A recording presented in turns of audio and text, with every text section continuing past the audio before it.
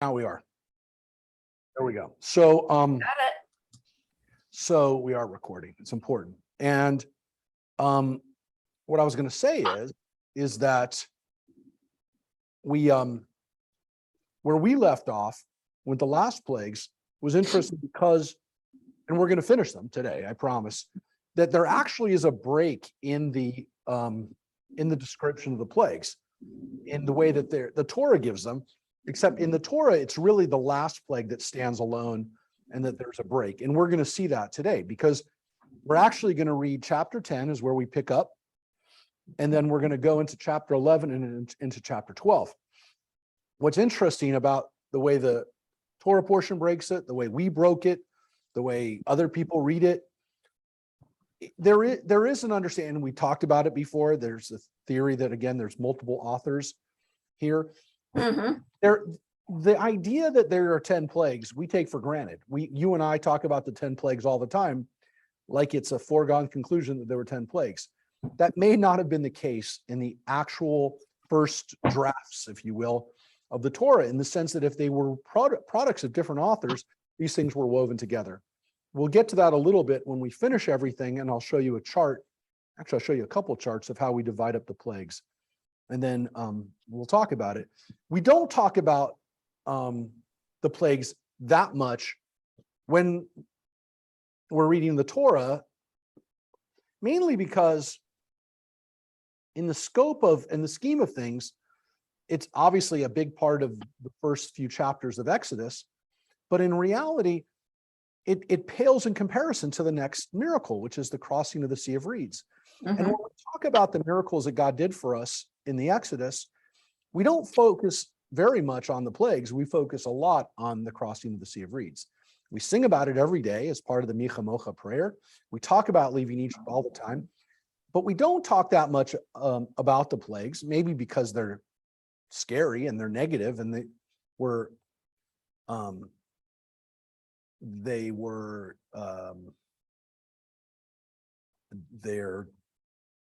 destructive. But the Sea of Reeds was destructive too, at least for the Pharaoh's army. And it was scary for Pharaoh's army. So on the level of destruction, maybe it wasn't as destructive as the 10 plagues, but people died in the Sea of Reeds. And the Torah says that. We'll see that in next week when we read the crossing of the Sea of Reeds, because it's literally the next Torah portion. But to some extent, that almost really does, to use kind of the metaphor, really wash away the whole experience of Egypt, including the plagues. And so we talk about it every year at Passover. I mean, that's one of the things that, especially if you have kids, you end up talking about the plagues, and, you know, there's even toys and little things that people do with the plagues, like finger puppets and little pieces of hail that people or crickets or frogs that people play with when we do them. We've turned them into kind of maybe a silly thing, but they're not silly. They're also, though, not the prime focus in our experience out of leaving. And when we look at it, maybe we'll discuss that when we finish them. But where we left off was with the last two plagues we read were the locusts that ate up everything after the plague of hail. It's a 1-2 punch. And that's what we read in chapter 10.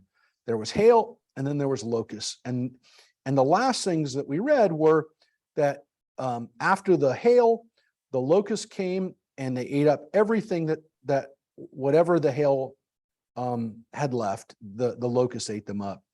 And Moses held out his rod over the land of Egypt. There was an east wind, which is important because that holding up the rod over the land of Egypt and the east wind going all day and all night, the exact same language we're going to see, Sea of Reeds, by the way, at the Red Sea. Moses holding up a staff, wind blowing all day and all night. And when the morning came, the east wind had brought the locusts, right? They invaded the land. They ate up everything. Everything was eaten. Pharaoh calls Moses and Aaron before him and says, I stand guilty before you. Again, I'm reading this fast because we already read it, but I want to remind everybody. Pharaoh says, I made a mistake. Plead with your God, Adonai. Remember, that's what we finished with. Joyce pointed out that he says, your God, Adonai. Mm-hmm. It's death, but be removed from me. But again, he admits his guilt. And then it says they left Pharaoh's presence. They pleaded with God, with Adonai, with God. And God caused a shift of a very strong west wind, which lifted the locusts and hurled them into the Sea of Reeds. And so God blows them out. And it says that not a single locust remained in all the territory of Egypt. And that's the last thing we read, verse 19, chapter 10.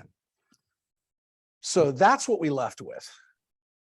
But where we pick up is that Adonai stiffened Pharaoh's heart, and he would not let the Israelites go. And here we have that phrase again, stiffened Pharaoh's heart. We have different words for that stiffening of his heart, the hardening of his heart, that his heart became, in some cases, hard.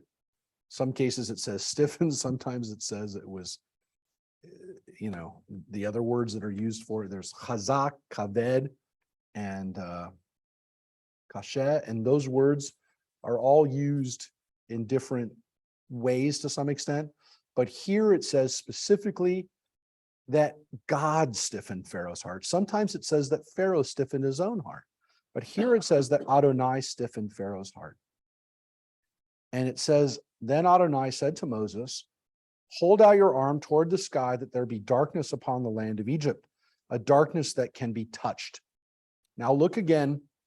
It's God speaking to Moses. Aaron is not mentioned here. He holds up his arm. Doesn't say staff, by the way. Doesn't say staff. So if you're thinking in your head, well, normally we see him hold the staff. We just heard about the staff with the locusts. It's one of the reasons why I wanted you to see that. He had the staff in that one. He doesn't have the staff here. Aaron's not mentioned. And he says, let the darkness be out of the land of Egypt, a darkness that can be touched.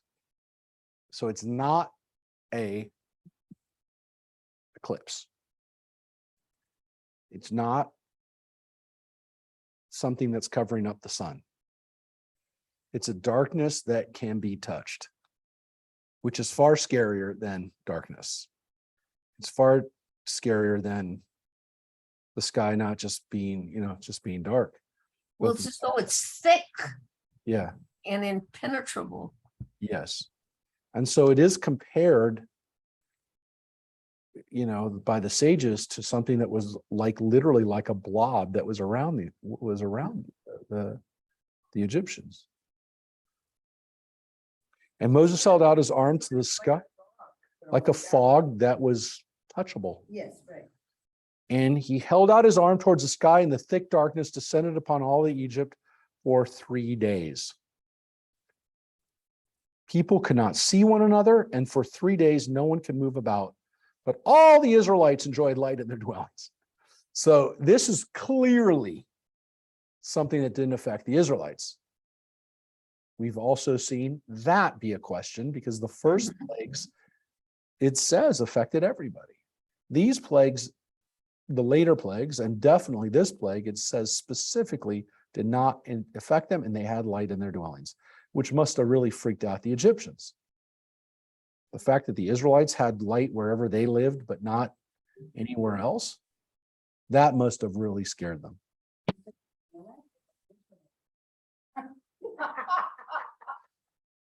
Okay, Joanne needs to tell her joke for everybody. Did you want to? Not everybody heard you. So, can you hear Joanne? No. No. Okay. So Joanne, they can't hear you. Here. No, I'm giving her. Joe. Here's Joanne's joke. It's good. It's a fun. I just said that. So if you needed a lamp, you grabbed an Israelite. Very good. It's very good. It's a very nice pun. You grabbed an Israelite. Right. So that is this is the plague of darkness, which we sometimes go, plague of darkness. After all these other plagues, we get a plague of darkness. That doesn't seem very, very scary. It boils. The guy had frogs coming out, blood everywhere. Now there's darkness. This is the 9th plague. This is we're about to get to the biggest plague. What's so scary about this, right? Pharaoh then summoned Moses and said, go worship God. Only your flocks and your herds shall be left behind. Even your dependents may go with you. So now Pharaoh says, you can take all your families. You just have to leave your flocks behind. You can take your kids, but you can't take your flocks and your herds. And Moses said, you yourself must provide us with the sacrifices and burnt offerings to offer up to God. Our own livestock too shall go with us. Not a hoof shall remain behind, for we must select from it for the worship of our God Adonai. And we shall not know with what to worship Adonai until we arrive there. So Moses says, no, sorry, we got to take all the animals because God's going to ask us to sacrifice. I don't know what he's going to ask to sacrifice. We can't, where are we going to get these animals from? But Adonai stiffened Pharaoh's heart and he would not agree to let them go. And so here Pharaoh doesn't change his mind after they left. He literally, they're in a negotiation. Pharaoh says, no. And Pharaoh said to him, be gone from me. Take care not to see me again. For the moment you look upon my face, you shall die.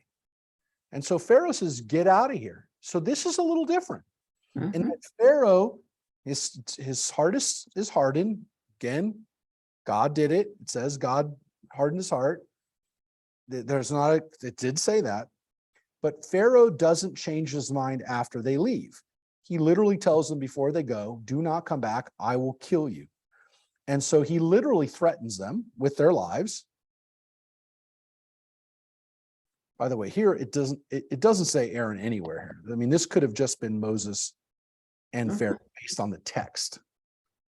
This was a final confrontation, maybe between the two of them, mano a mano. You know, I don't know. It's possible, but Pharaoh does not just say, yeah, I screwed up, you know, ask God to forgive me. You guys can go. He actually says you can go and then changes his mind before he even leaves, before he's out the door, and then threatens him and then says to Moses, you will die. So, and then Moses shoots back in one of the great lines of Torah discussion. Moses replied, you've spoken right. I shall not see your face again. So Moses basically has the last word there, where you don't think he's going to have the last word. Pharaoh throws him out. He's Pharaoh. But Moses actually doesn't let him get the last word. And Moses kind of inverted it and said, oh yeah, you're right. You won't see me again. And some people have taken this to say that literally Pharaoh pronounces his own judgment here by threatening Moses. And that's, by the way, that's the way the Prince of Egypt, the movie, the cartoon, the animated ones presents it, where literally Pharaoh says, I'm going to kill you all. My father screwed up. He only killed some of you. I'm going to kill all of you. And Moses says to him, you've just pronounced your judgment. Now, you and I know, because we read it, but I will remind you, because it was a long time ago, God told Moses that the firstborn were going to die from the very beginning. There was never this, you know, you and I look at it, you know, we forget that, or we never knew that, or we didn't read it. We think this is like, you know, we're building to a climax. We know what's happened because we've celebrated Passover and we know. But Pharaoh doesn't know. And no matter whether the Torah tells it to us or we read this every year, in Pharaoh's moment right here, where he throws out Moses, what is he possibly thinking is going to happen here? That's why I think the Torah says his heart was hardened, because every time that this has happened, it's gone badly for him.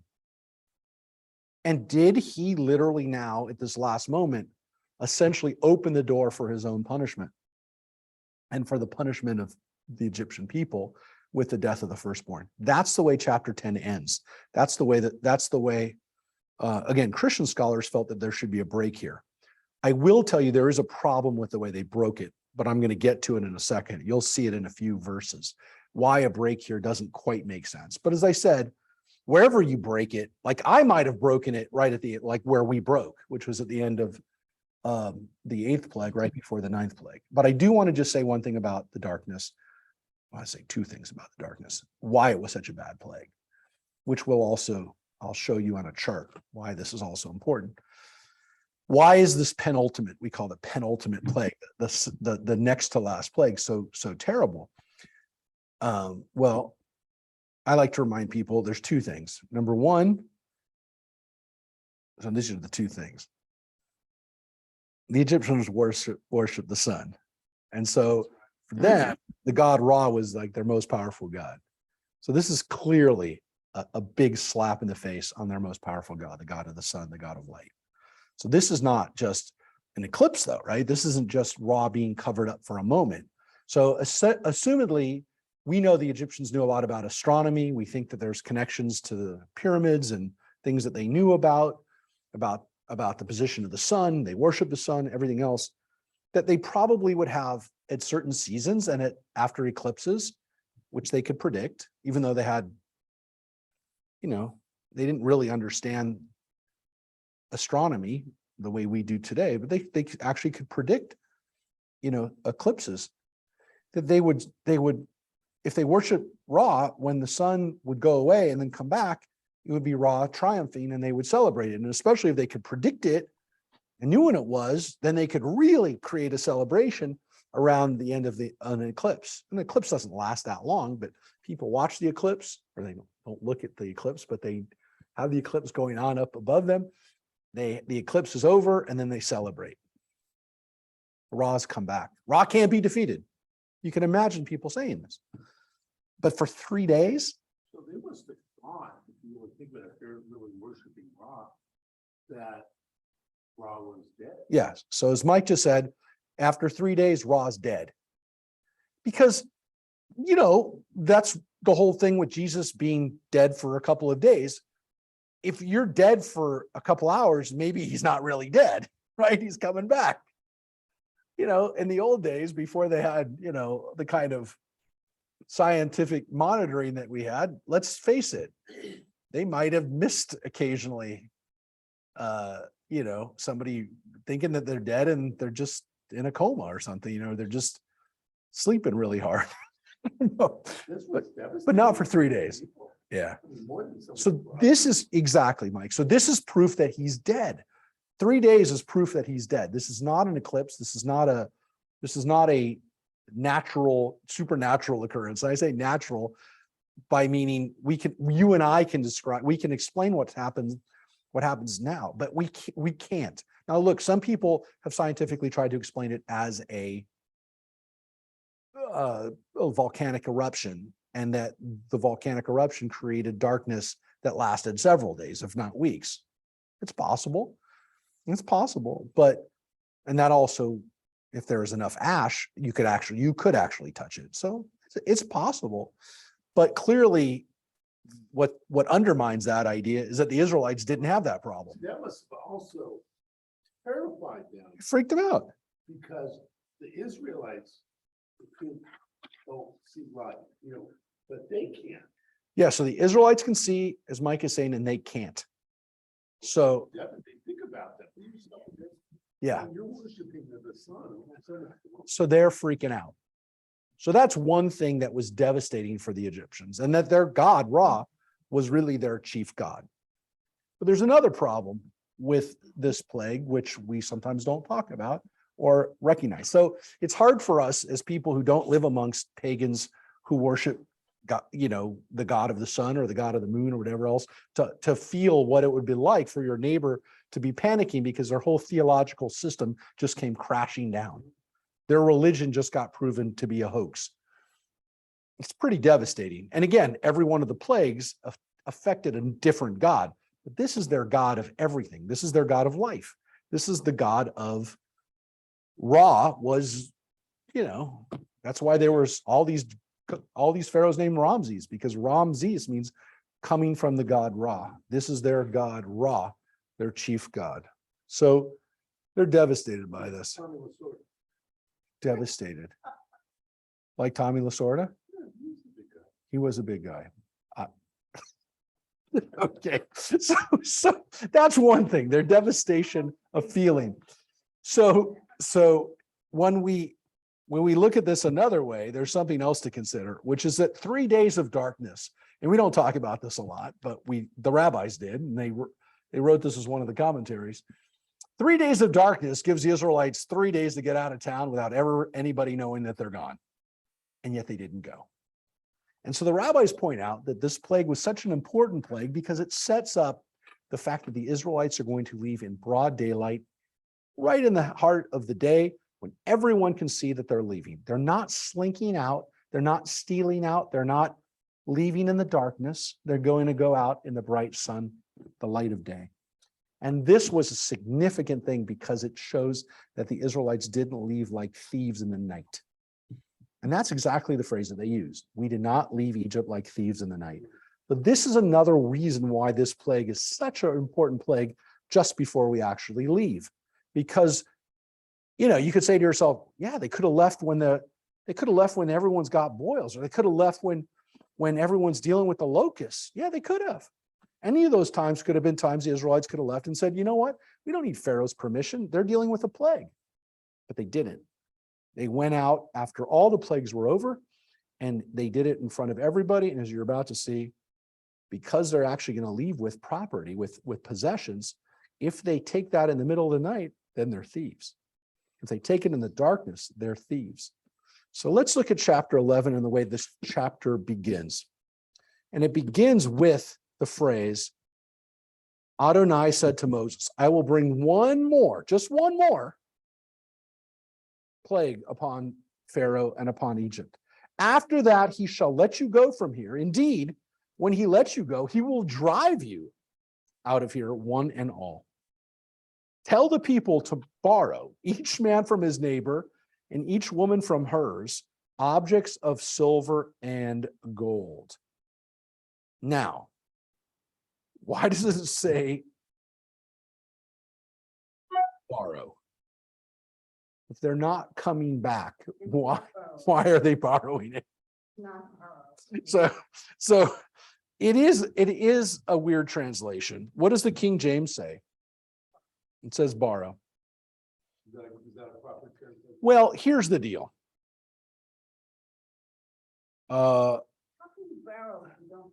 It's not a good translation. Let's look at the commentary on here. Let's look at Rashi's. No, speak. That's not the right word. That's not the right one. Nope. That's not it. See if any of the commentaries that are in English tell you that. Well, let's look at it right here. The actual Hebrew word there says, you shall ask. Ooh, that's weird. I don't know why I did that. Here. It's not looking right on, it's looking right on the screen. It's not looking right here. Hold on a second. It's not looking right. It's not looking right on ours. I fixed it. The word that's used here, it says, tell the people to speak into the ears, which is another way of saying tell, but it does say to the people. It doesn't say to Pharaoh or to, anyone in charge. It says to the nation, and it says, Vaishalu ish me'et re'ehu, which the word sha'al is translated here as to borrow. But it's literally to ask each person from his neighbor, each man from his neighbor, and each woman from her neighbor, objects of silver and gold. It doesn't say take. It says to ask. Now, I guess normally in this context, sha'al, to ask, is to ask to borrow, because there is a word to take. But I translate it, and maybe there is a word for it in Hebrew, and it's not the word bikesh, which means to request, but it's really is to ask from them. It really is, it's not to take from them, because I think there is this understanding that you ask them, I say, we're leaving now. I think you should give us something. Now, yeah, but it's not like we're walking into your room and we're taking whatever we want. That's definitely not the case.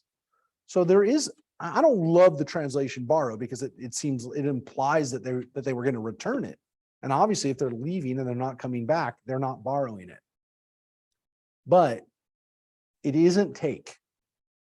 It's clear. The word akach, which is the root, for take, is definitely not employed here.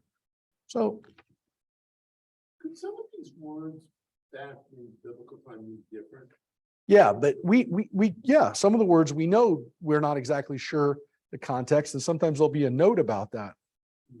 Here the word sha'al is almost always used to ask. We don't really have a word for borrow. So I guess that's why they translate it as borrow, because I guess it would be employed in that for that reason of ask. Tell your wife, go borrow a cup of sugar from your neighbor.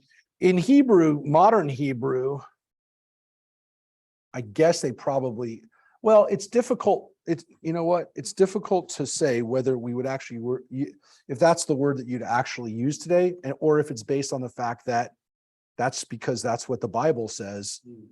Let me just see. I think, let me just see one thing right here. Oh, it's not going to let me. Hold it a second. It's not going to let me do it. The problem is a lot of our Hebrew words are based on the biblical or the Mishnaic Hebrew. Let me just see if there are any other words that they would use in modern Hebrew to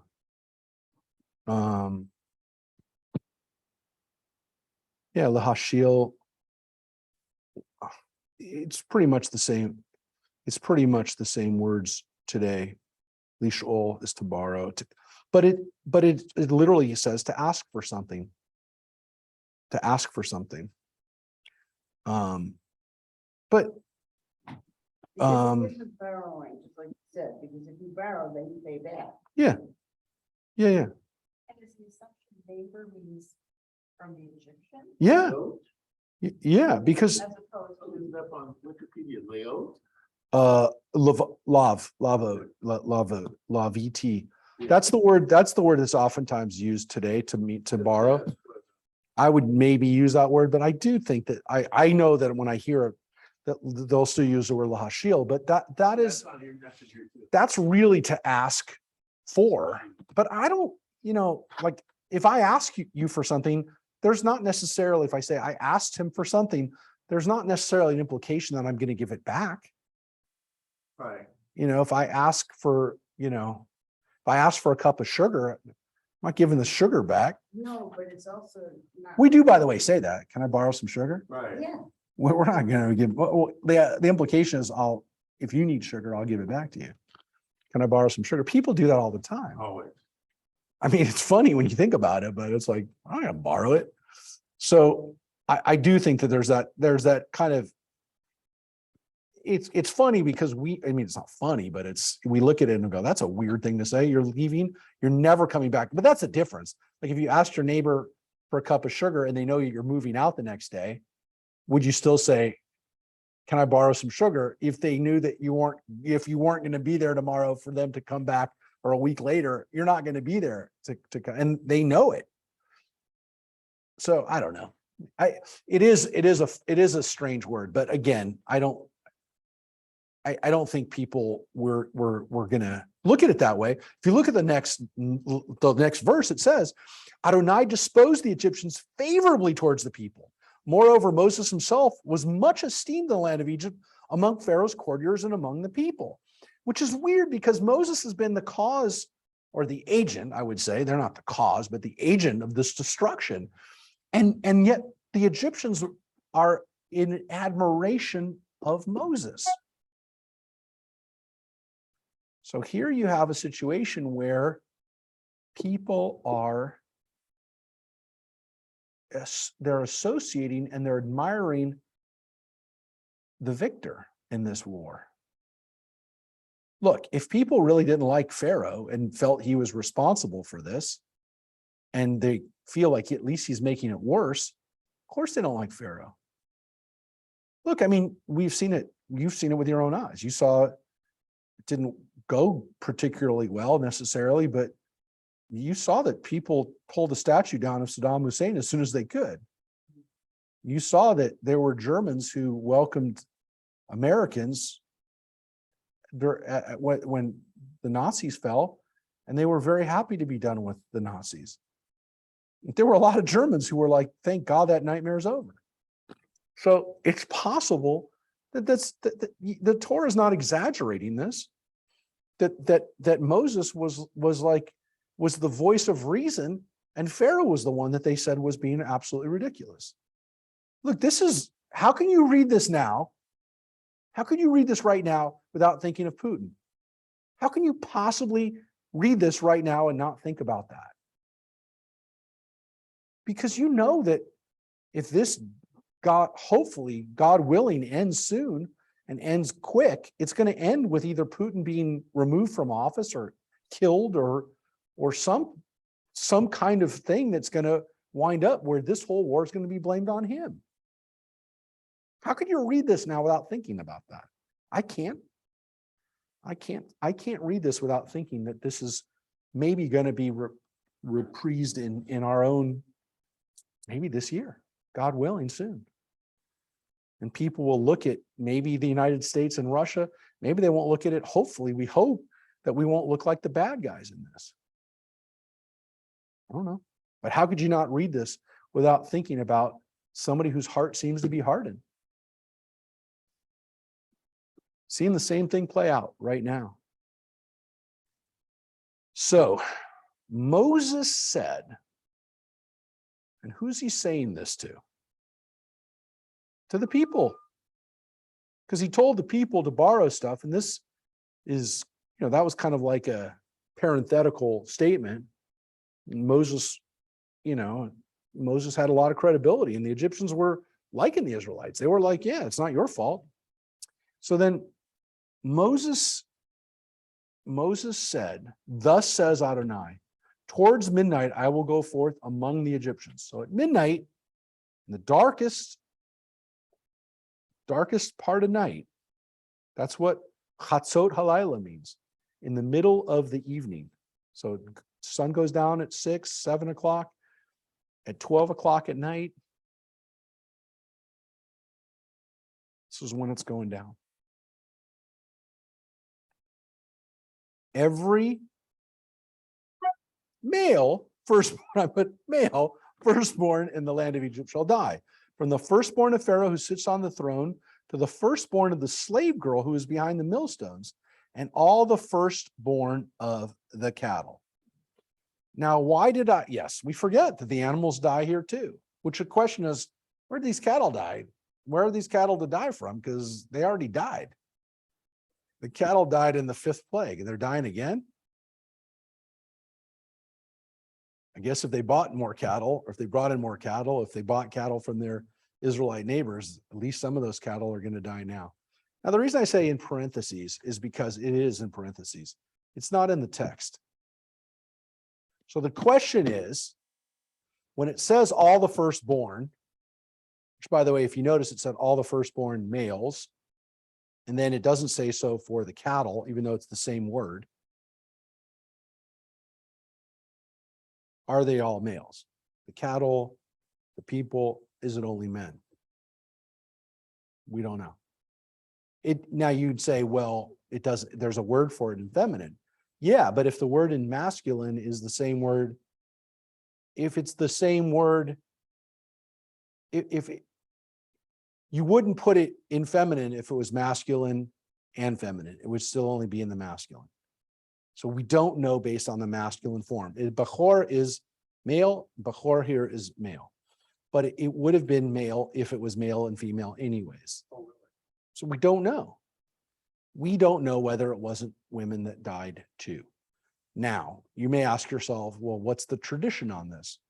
The answer is there are different traditions on this, whether the firstborn applied 2 daughters, which is why when we have the fast of the firstborn on the day of Passover, right? It starts at nighttime. You're not supposed to eat if you're a firstborn child. Doesn't say so in the Torah, but it's a rabbinic tradition, and it's been a tradition that Jews have been doing for a long time. It's a very strange fast because it only applies to firstborn. You're not supposed to eat until Passover meal. You don't eat from sundown. So people say, well, when's the last chametz you eat? Well, if you're a firstborn like I am, it's the night, the last dinner you have before sundown, the night before Passover. So if Passover, so if Passover fast Tuesday, for me, it's an easy thing to do because I don't really know what to eat. You're not supposed to eat chametz after like 9 or 10 o'clock anyway, depending on some people say 9, some people say 10, some people say 11, whatever. You're not supposed to eat it past breakfast that day. But it's also like, well, you're supposed to destroy all your chametz. Well, if you destroy all your chametz, you're saving some of it. It's weird. So I never like that tradition. Just clear it out. For me, it's easy. My daughter fasts. My daughter Rachel fasts. Yeah, she's not very, she's not super observant, but she does the fast of the firstborn. Somehow it resonated in her, and I think it's an interesting fast because if you are a firstborn child, male or female, there is a responsibility that you have to some extent that the fast, I think, accords this responsibility, and also to some extent the virtue of being the firstborn also comes with this extra responsibility to recognize that in some case, to some extent, you have been given this responsibility to take care of your family in a different way, that you're the child that the people look up to. So if you do,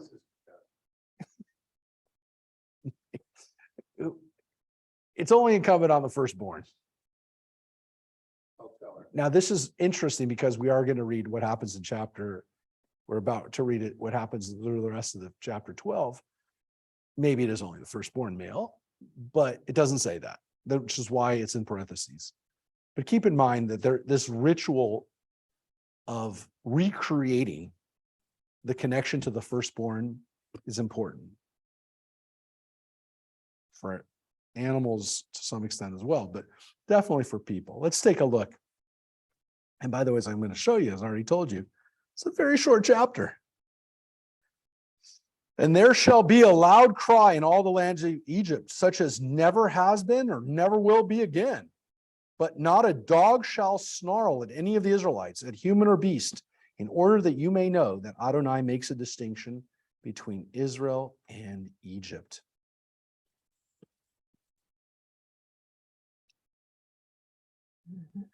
This is pretty serious stuff. Such a cry will be heard in Egypt that has never been heard of again. Now look at the note here.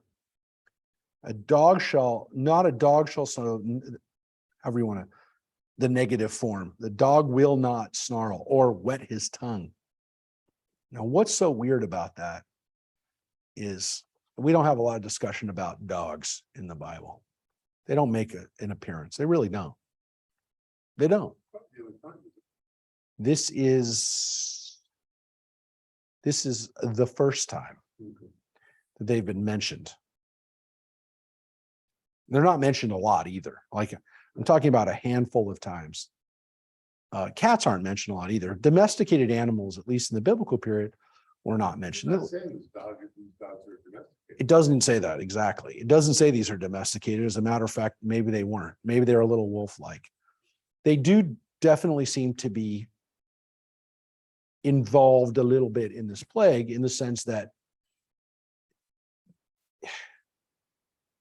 they're scary because it says they're not going to snarl or wet their lips, which all of that seems fairly scary for a dog to do. You don't want to get a dog mad when it's licking its lips or is about to eat something. You don't, even if your dog's a nice dog, you don't get in the way of its food. I have a little dog now, as people know, and he's friendly until you try to take away his food or move his food while he's eating. But this isn't the way dogs would normally behave. That's why it says, but not a dog will snarl.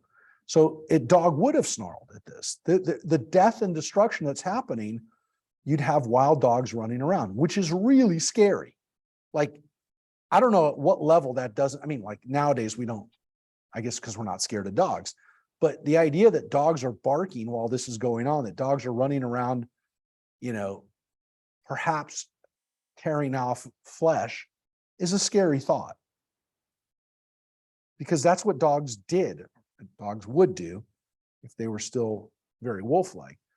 And there's an interesting midrash about this. And again, we don't have descriptions of dogs. So when you and I are speculating about what's really going on here, all we can say for sure is that dogs are doing something now or not doing something that they would have normally done, which is why the Torah says that the dogs are not doing it. Because they normally would.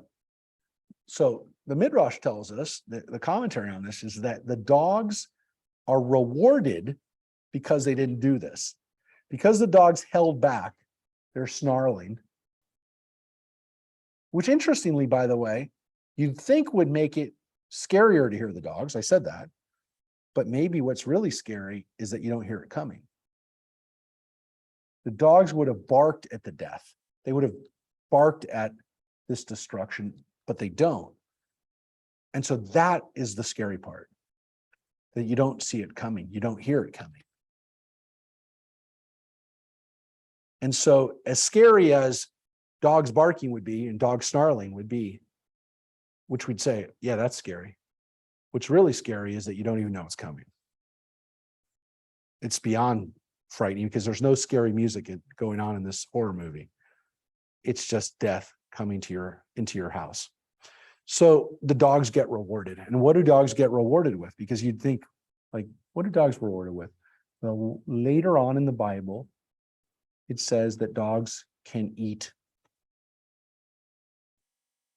And we even have it in the Talmud. If dogs can eat stuff that we can't, like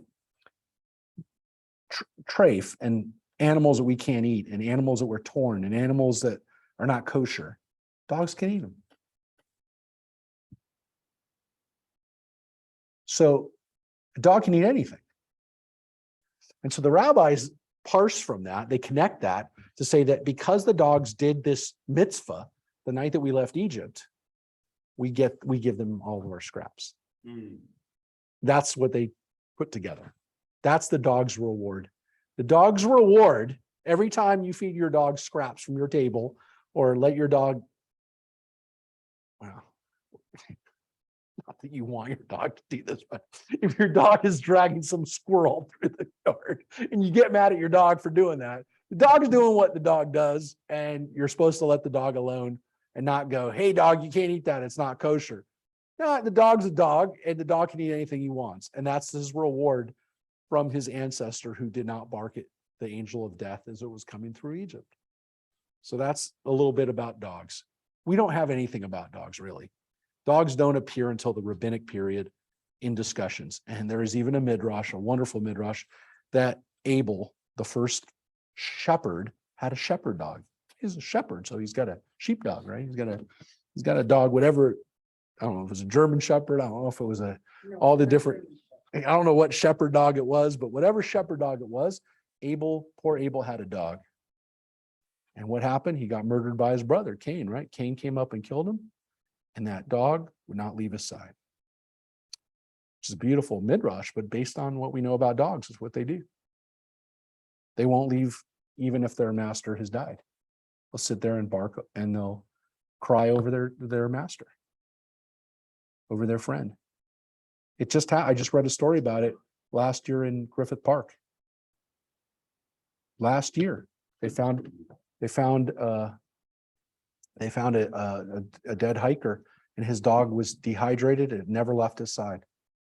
So the midrash was based on the fact that these dogs are loyal, and these dogs are and they take good care of their owners, but we don't have a lot, I'm afraid. But for those who love dogs, this is how they get rewarded in the first place, because they don't snarl.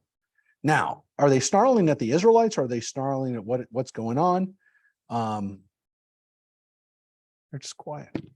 And they wouldn't normally be quiet. So there you have a little bit about dogs. Why am I making a big deal about it?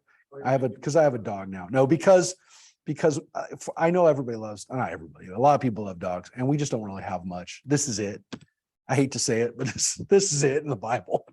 We don't have much. This is it. If you want dogs, dog stuff, this is it. So now it says, continues, then all these courtiers of yours shall come down to me and bow low to me, saying, depart, you and all the people will follow you. After that, I will depart. And he left Pharaoh's presence in hot anger. Now there's a problem. Where the hell did that come from? I shouldn't say that. Where the hell did it come from?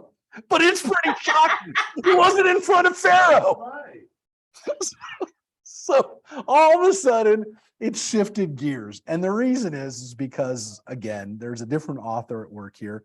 It's very obvious that all of a sudden we're in front of Pharaoh. Why? Because we have a conflation of two different stories, but the two stories were really, really good. And this story takes us back to the moment or the time when Moses would have been in front of him. Now, the last thing we read about Pharaoh is right here. Moses replied, you've spoken rightly, I shall not see your face again. And then all these courtiers of yours shall come down to me and bow low to me, saying, depart, you and your people will follow you. After that, I will depart. And he left Pharaoh's presence in hot anger.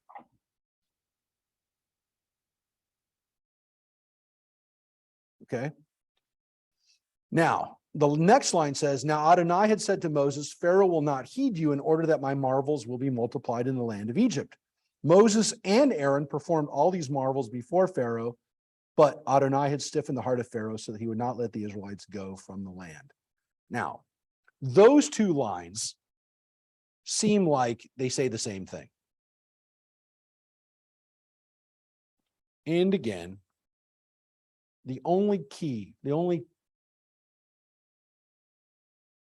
indication that there are two writers at hand here, other than the repetition of it, which is repetitious, and in some cases doesn't seem to even go in the right place, is this.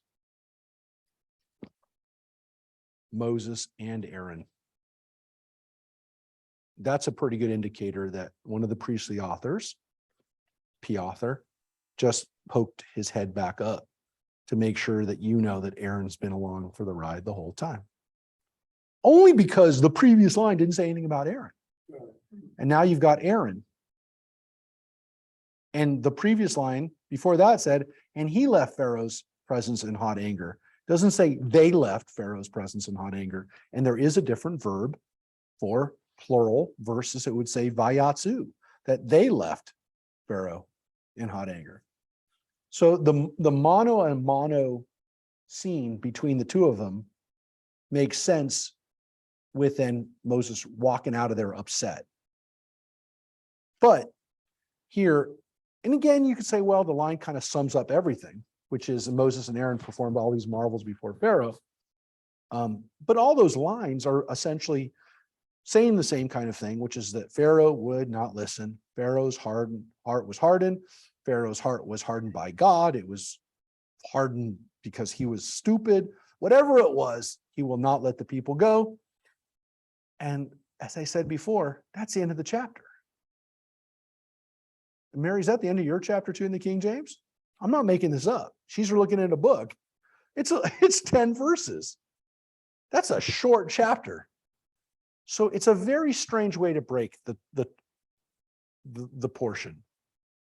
I mean, for what it's worth, nobody asked me. I mean, this was done 2,000 years ago, so they didn't ask me. But I mean, either pop it up there with the previous verses. Now remember, in the Torah portion, Bo started back up right here at the beginning of chapter 10. And it's still going on. We've had no break in the Torah portion. The Torah portion is going really fine through the last 3 plagues. It's all going last 3 or last 4. I'm sorry, hold on one second. I don't want to say 3. Darkness. And you forgot, right? Because it's been so long ago. It's not even done. We're not even done. You're right. You're right, Joanne. But here's the beginning of chapter 10. I'll bring locusts. So yeah, locusts. So hail was the 7th, locusts are the 8th, darkness is 9th, and now we're at the death of the firstborn, which again, the buildup is still going on. So chapter 11's over, 10 verses, and now we get into chapter 12. Now you're thinking to yourself, if you're reading this story, you're going, oh yeah, we finally got to the plague. Nah, nope. Build up. I mean, It's gotta build up. Yeah, there's a whole lot. There's a whole episode. It's like when you think you've gotten to the last episode of something, and well, nowadays this happens all the time because we watch it on Netflix. It's like 8 episodes, 7 episodes. It's like how many? Oh man, this isn't the last episode. We got to the point it should be the last episode, but there's like that build up episode, and you're like, ugh, just end it already. That's kind of what's going on here. But there's a very important story that's about to happen. Chapter 12, my friends, is the story of the first Passover. Adonai said to Moses and Aaron in the land of Egypt, this month shall mark for you the beginning of the months. It shall be the first months of the year for you. What? It's not the first month of the year. it is now. It wasn't, it wasn't 2,000 years ago, but it was 3,000 years ago. Yeah. The springtime was the beginning of the year. And this, as you can see, is an introduction to the holiday of Passover, which originally was the first month.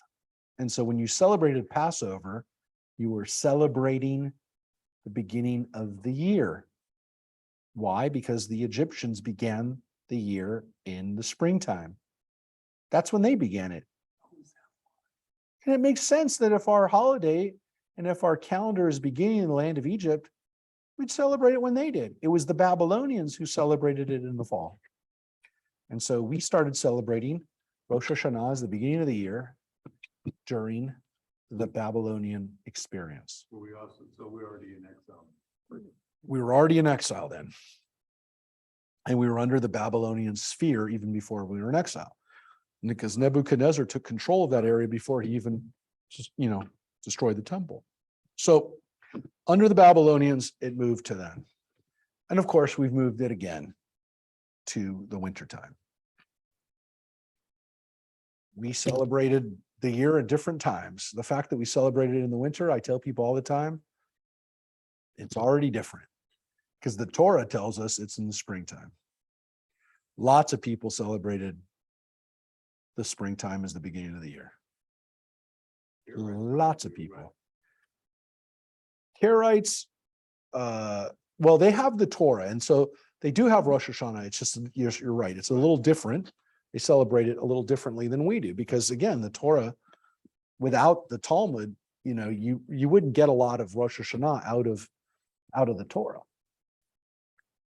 But here's the weird thing about it, because it really is, Rosh Hashanah in the Torah is like the half year celebration. It's the celebration as we go halfway through the year. It's your half birthday, if you will, but in the Torah. But what's interesting about the world, the way the world celebrated holidays, was that the idea of celebrating in January, which was a Roman invention and then became the Christian invention after Rome became Christian, and the Christians made this concession to the Romans. And let's face it, at a certain point, most of the Christians were Greco-Roman people, and so they did it. But a lot of pagans, especially in Europe, were still celebrating springtime. And so the early Christians, the early Christian Roman people in the 4th and 5th century started making fun of those people. They said, you're celebrating in springtime, you're a fool. And they called it April Fool's Day because they said those people are fools, they're stupid. And they played tricks on them, and they would laugh at them for celebrating April as the beginning of the year. But it made sense because it's when the world comes back to life. Well, we used to celebrate in the springtime too, but we stopped celebrating it long before the Romans. Babylonians got us off the springtime 6 months off 1,000 years not 1,000 years, but 600-700 years before Christians. So you can't blame that. You can't blame the fact we celebrated in January.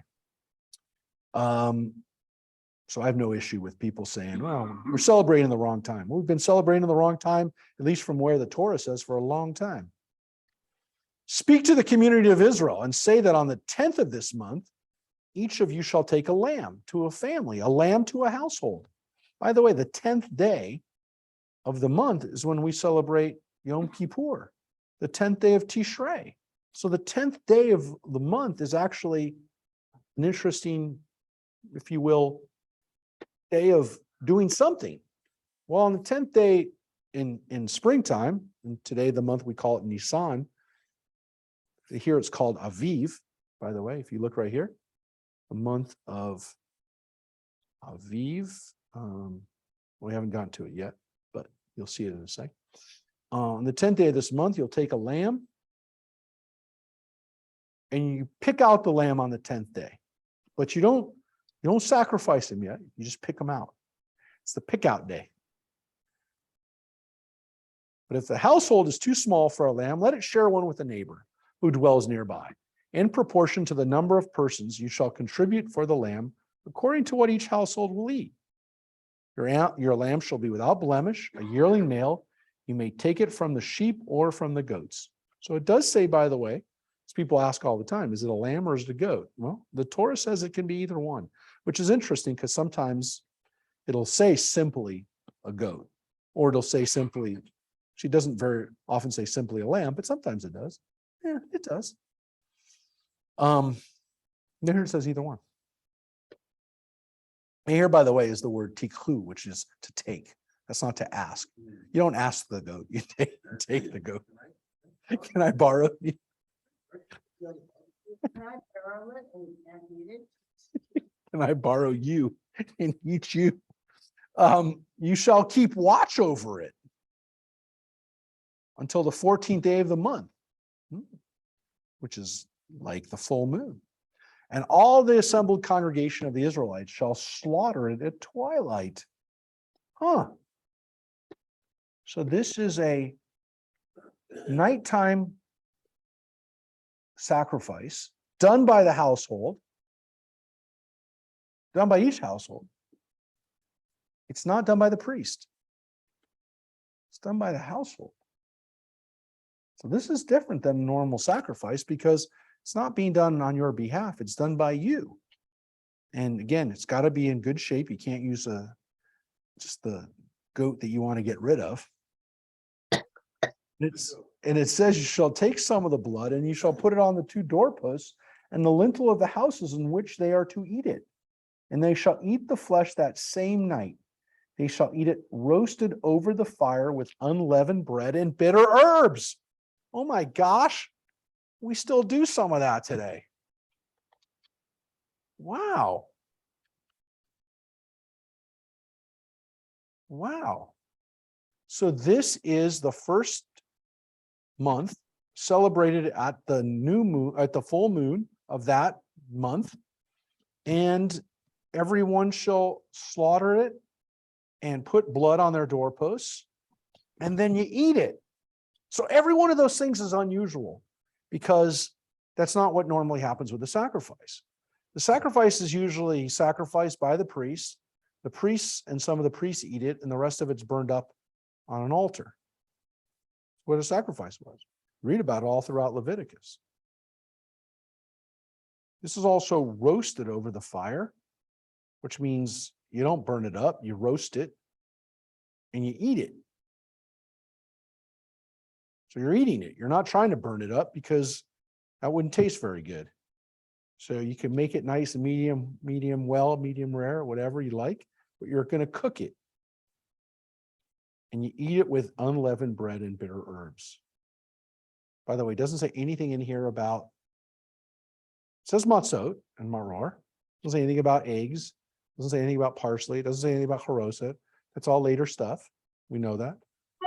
But these are the things that are mentioned in the Torah. The Pesach, Matzah, and Maror, which is why every Passover we're supposed to explain those three things, because those are the three things that are mentioned in the Torah. By the way, it doesn't say anything here about the bread of affliction.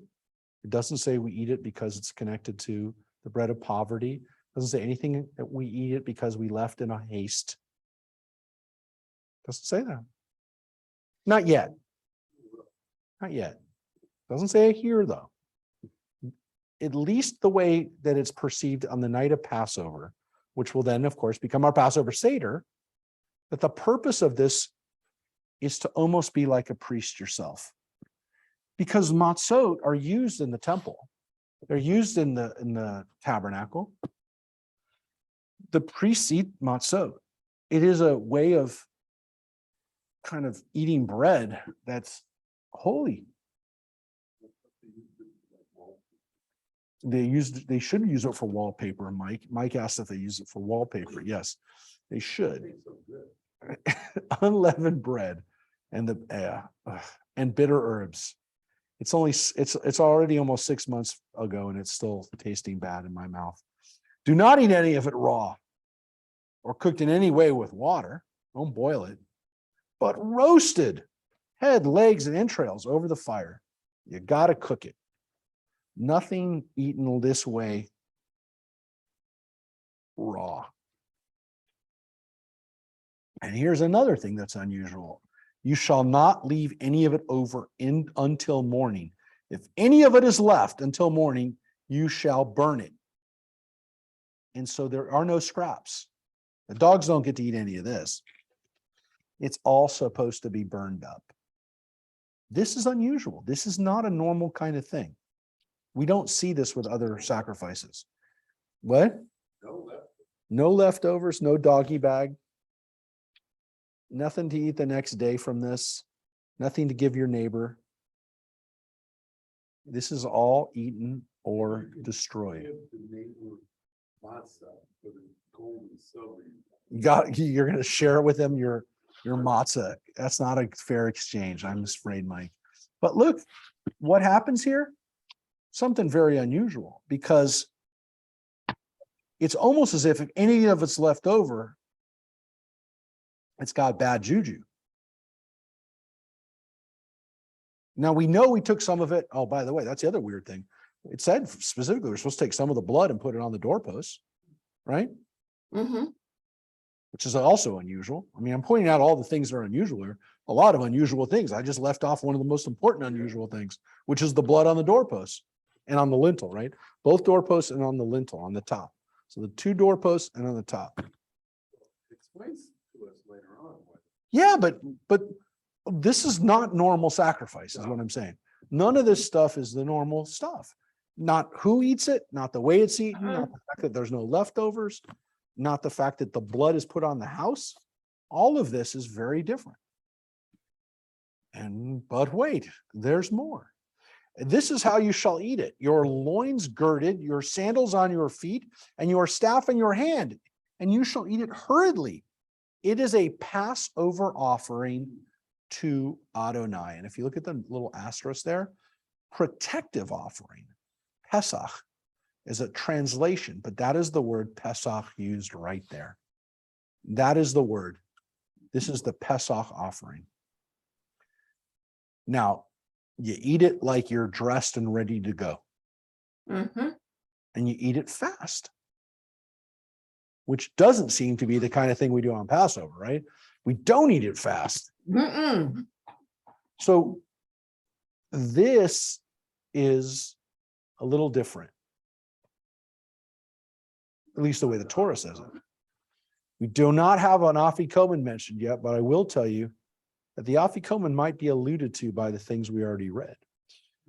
For that night, I will go through the land of Egypt and strike down every male firstborn in the land of Egypt. And again, male is in parentheses because it doesn't actually say that. It's the same word, bechor, the firstborn in the land of Egypt, both human and beast. And I will mete out punishments to all the gods of Egypt. I am God. Because before it said just the cattle. Yes. And here it says both human and beast. So the word behemah is used here. Is it different? And it also, yeah, it's different. It's different than the word that was used there, which was the word for cattle that was used here was oh,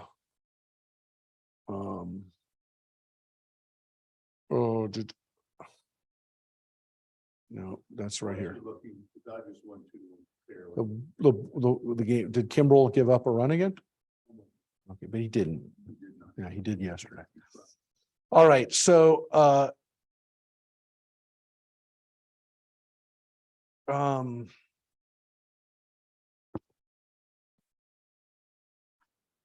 yeah, we don't know whether it's male firstborn, Right. but it also says gods. I will mete out the punishment to all the gods of Egypt. All the gods. And it says, Kol Elohe. Now, again, as we talked about it, the gods were punished all along, right? All the plagues affected a different god. And so this is important to the story. Why? Because it just said it was. It just says that all the gods of Egypt are also being affected. Human, beast, Why would it say that, and though? gods. Any other god than other than. So Mike asked the question, in case you didn't hear it, why would it say gods if we don't believe that there are other gods? That's an interesting question, because depending on your perspective on this, you get a different answer, but I'll give you both answers. Because there's two, I mean, there's more than two, but the two main groups of answers on this are that yes, the gods are not real because the Egyptians worship them, but we're going to prove to them that they're not real. And so, yeah, we know that they're not real. We know they're not real gods, but we're going to see that. There's another possibility, and then that kind of merges into different possibilities, is that the Bible here is reflecting what we call a henotheistic and not a monotheistic view, which is that there are other gods. They're just not powerful. They're just not our God. And we sometimes get into this mode of saying that the Bible understands that there's only one God. Maybe, but other people feel that if we actually take a step back and understand that the belief in God was a development, that originally there wasn't a true monotheism, but a belief that maybe is even reflected in the Ten Commandments, in the language that it says, you shall have no other gods besides me.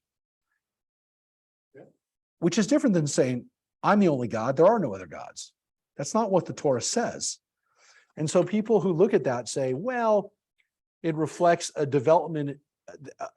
We're still in a development of Jewish theology where, yeah, there are other gods, but there are no other gods besides our God that we worship. We only have one God, which is already strange. Let's not freak everybody else's mind out by the fact that there are no other gods. We're not going to say that, but we are going to say that there's only one God that we worship. We only worship one God.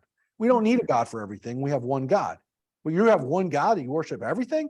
Yeah, he does everything. He is everything. Well, what about all the other gods? I don't know. But this God is the God in charge of everything. That's one possibility. The other possibility is, again, that all the other gods answer to our God. So if you want to talk to the God of the sun, if you want to talk to the God of the Nile, if you want to talk to the God of that forest, that's all fine. We talk to the boss. So that's another possibility.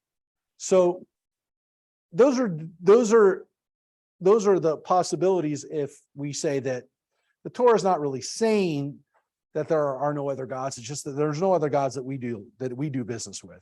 We do business with Adonai, and Adonai is our God. It's a possibility. The other possibility, again, is the traditional answer, which is given, which is that no, these people always were believing in only one God. That's the traditional answer. Nobody likes the idea that Abraham or Moses or anybody else later on was saying, well, there might be other gods, but I don't talk to any other God. People don't like that. They want to know that Abraham believed in one God that was only God. There are no other gods. And he never believed there were any other gods. Not that there were only other gods and there were other gods and he didn't worship them, but no, Abraham understood that there was only one God and that's it, the end of the story. So those are the two different understandings of that.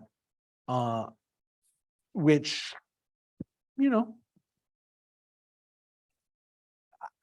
I will tell you, for our reading, for the way we understand it, you know, we normally don't read it that we read it kind of the traditional way, which is that God is the only God and that there are no other gods. They're all illusions, they're all false. But that also could be, again, because we've lived thousands of years with that understanding. I'm only saying because it was asked. But we only pray to one God. We only pray to one God. And the question is, when we prayed to one God 3,000 years ago, were we praying to one God because we didn't believe there were any other gods, or did we pray to one God because that was the only God that we prayed to? That's the question. I will only tell you this. As we read in yesterday's class on Tuesday, King Solomon had a problem. And we read that Solomon introduced idolatry into Jerusalem, his own backyard, because his wives worshiped other gods and he allowed it to happen. And other Israelites were doing it too. And so it was a hard thing to get them out of. Now, the argument, and again, it's a fair argument to ask, because to enter into, but it's one that we can only kind of imagine. Is it better to go cold turkey out of idolatry, or is it better to wean people off of idolatry? And I think people really understood that for a long time, because I think even like Maimonides 1,000 years ago understood that. And remember, Maimonides lived 1,000 years ago in North Africa and in Spain. And we have to remember, the world didn't just wake up one day and decide they were monotheistic. There were still parts of Europe that were not Christian in 1000. I mean, parts of Lithuania, parts of Poland didn't become Christian until about the 1300s. The Vikings didn't start accepting Christianity until like 900, right around the time of Maimonides, like not that far in the past were huge chunk. Russia was not Christian until the 8th or 9th, 10th centuries. So these are, it wasn't like Christianity just suddenly, everyone woke up one day in Europe and was Christian. There was a gradual, movement towards that. We know that. I mean, you read about, Saint, you read about, the different saints in Europe, whether it's, St. Andrew or St. Patrick or these different guys that worked in Ireland. So these guys were living 400 or 500 years after, in some cases, Constantine. It wasn't like these places all became Christian. So there is a question whether people would go cold turkey into monotheism. And if it was a gradual process in ancient Israel, which it could have been, it was a gradual process. As we talked about it on Tuesday before, the rabbis said that the first temple was destroyed because people were still worshiping idols in 586. So during the time of the Babylonians, Jews were still worshiping idols. And the understanding was, as God said, I'm done with waiting for these people to start being monotheistic. So we understood that it took us hundreds of years to give up idols.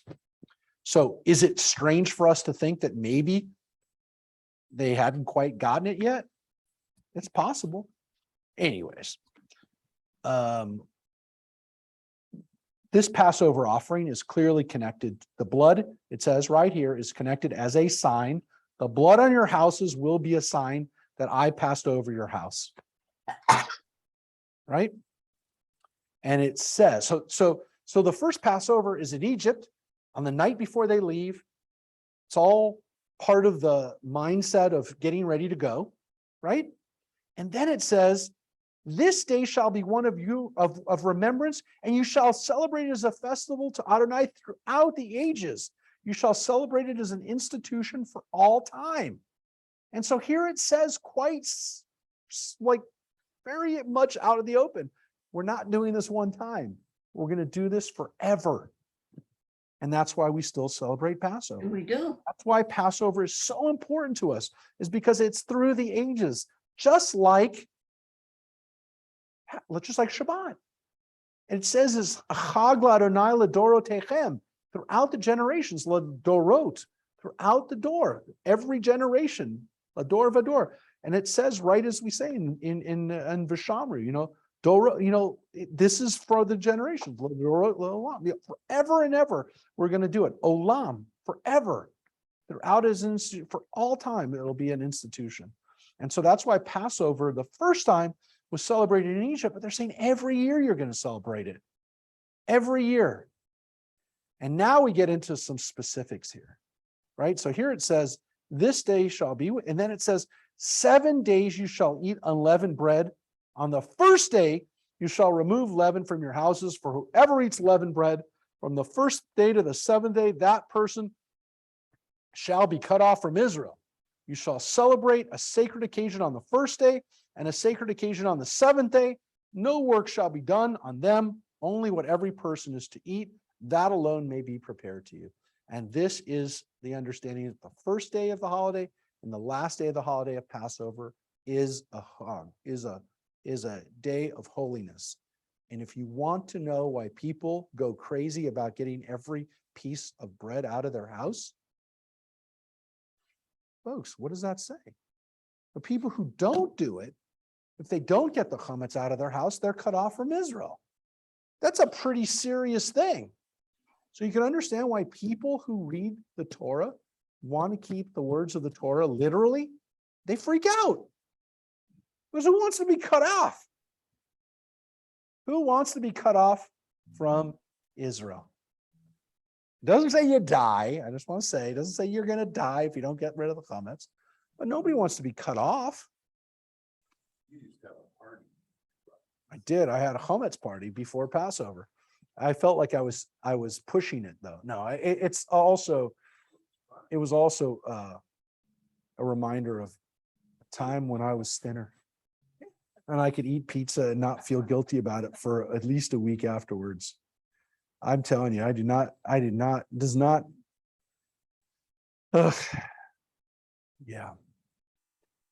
not it does not exit my system as easy.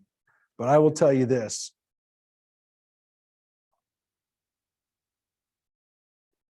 Passover is meant to be celebrated when it begins and when it ends. Okay. And we don't do a lot at the end of Passover. We don't. Now, we also know that in the diaspora, we celebrate the first day and the second day as a Chag, and the 7th day gets extended to the 8th day. So the Torah says specifically it's 7 days. In the diaspora, we celebrated for 8th day, and so that the first day of the Chag becomes the first day of the Chag is a sacred occasion. It's called a Mikra Kodesh, and the 7th and 8th day become a Mikra Kodesh. These are supposed to be holidays. And so that's why traditionally we don't work on the first 2 days and the last 2 days of Passover. Now, Passover always includes a Shabbat. Now, in this case, Passover started on Shabbat. So there was no extra Shabbat day of holiness. But conceivably, if a Passover began on a Wednesday, then you'd have 2 days, and then you'd have another day for Shabbat as a day off, and then another 2 days off. So you'd have 5 days of Chag. You'd really only have 3 days of what we call Chol Moed, which are days that you can actually do work or you can do stuff, which is why a lot of people who are traditional today go out, they go away for Passover. They pack up their house. They don't really pack it up, and they take their stuff. They don't clean out their house. They don't turn their house over for Passover. They go on a cruise and they get out of the house. Why? You eat on the cruise. They have to eat kosher for Passover stuff. Who wants to do that on a cruise? But the idea of not being able to of not, they could, well, yeah, but they still can't eat bread. It's even worse. I don't eat bread or carbs during that time. Look, what happens is that people who want to get out of their houses basically say, hey, I'm not in my house. I don't have to do anything in my house. As long as I'm not there, not in my house. It's not my house. I'm on a cruise. I'm on a hotel. Look, every year for the last 15 years, 20 years now, the Hyatt Hotel has turned over as a Passover hotel for the Orthodox Jews. Really? Yeah. I don't know if they did it last year, but they did it up through COVID. That whole hotel flipped over.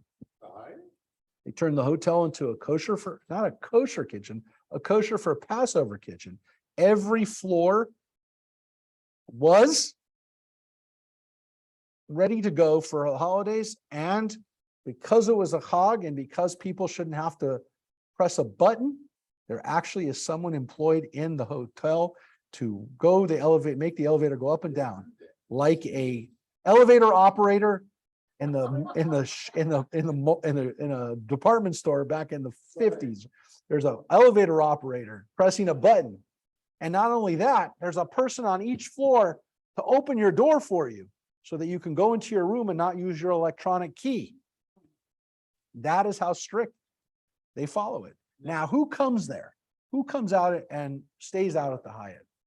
Primarily, by the way, it's not people from out of town. Interestingly, it's mainly, no, it's not Chabad. It's mainly people from Hancock Park and from LA who come out here. And sometimes the guys will go to work on the Chol HaMoed days. And sometimes they will just hang out here and they will just hang out at the hotel.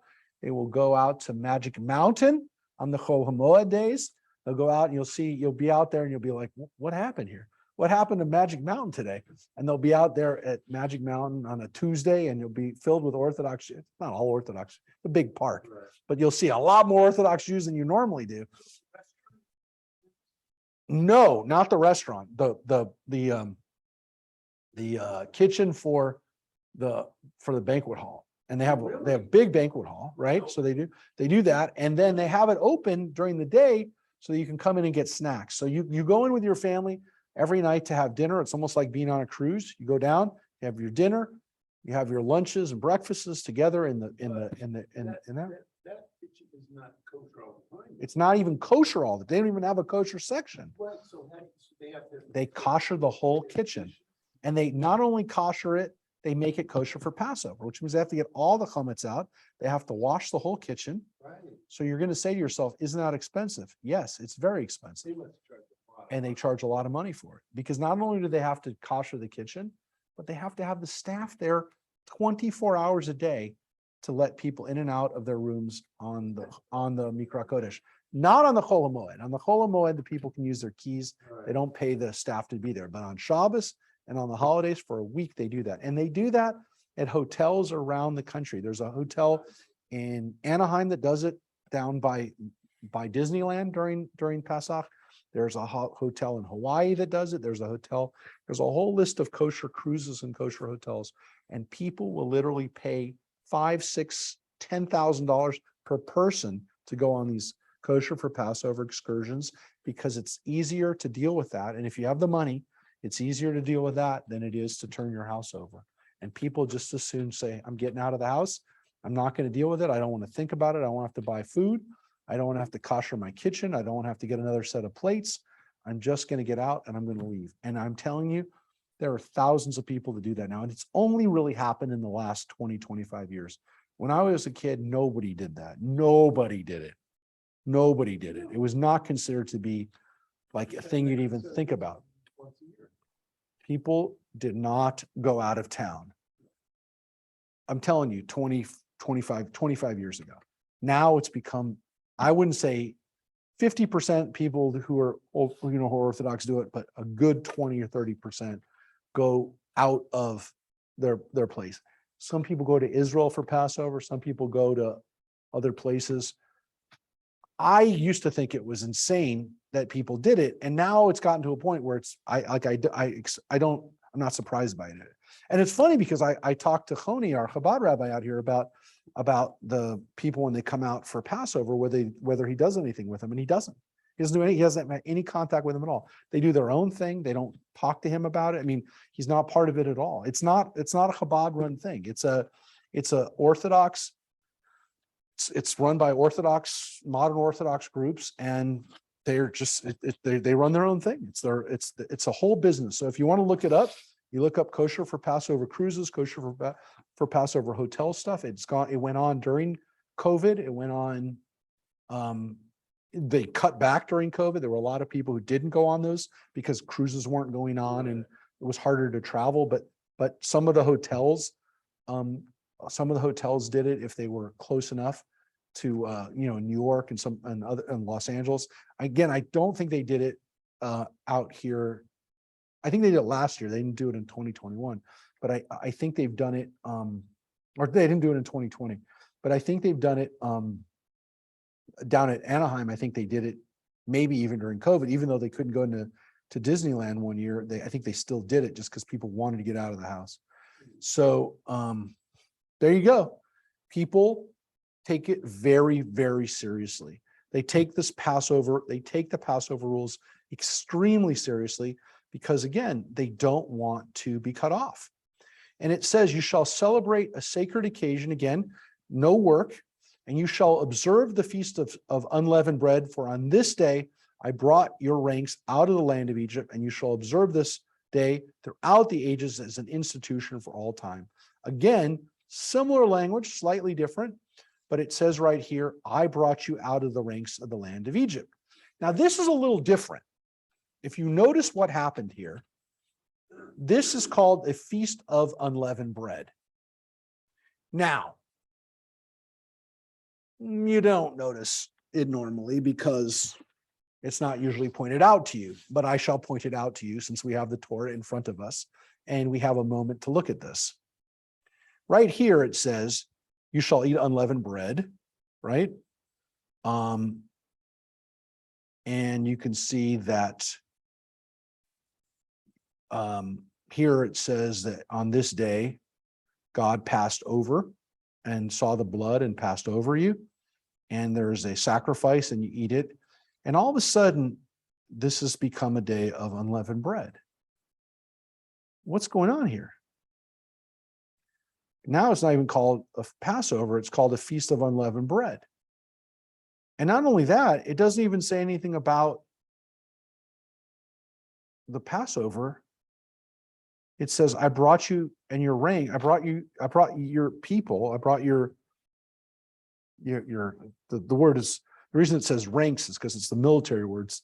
Tzvotechem means your host, your almost your army out of the land of Egypt. You shall observe this day as an institution throughout all time. But here, the matzah is to remember that we left Egypt. Now,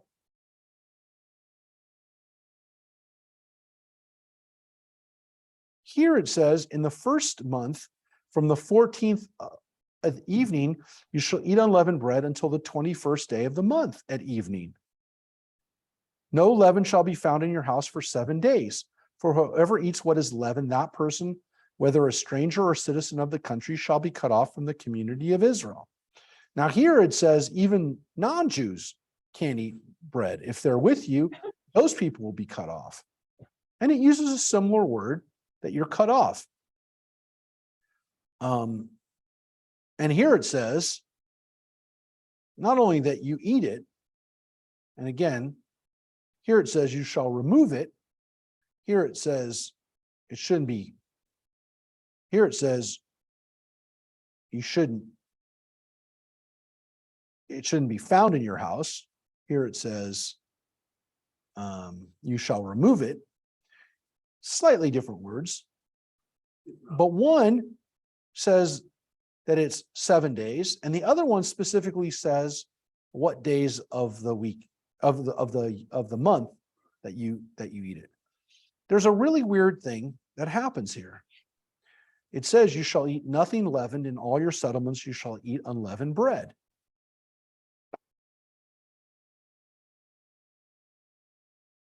There were two separate holidays. One of them was a festival of unleavened bread. One of them was a festival of having a sacrifice. Not one time in this last few lines did it say anything about that sacrifice. It was talking very much about unleavened bread and the fact that you don't eat it and you don't even have it in your house. And even the non-Jewish people that live in your midst don't eat it. And it says that this is because you left Egypt. Not because the firstborn got killed this night, but because you left Egypt. Now, they're both about leaving Egypt. All right. They're both about this experience. But there definitely seems to be, and this is why people have pointed it out, two holidays that got brought together. Why?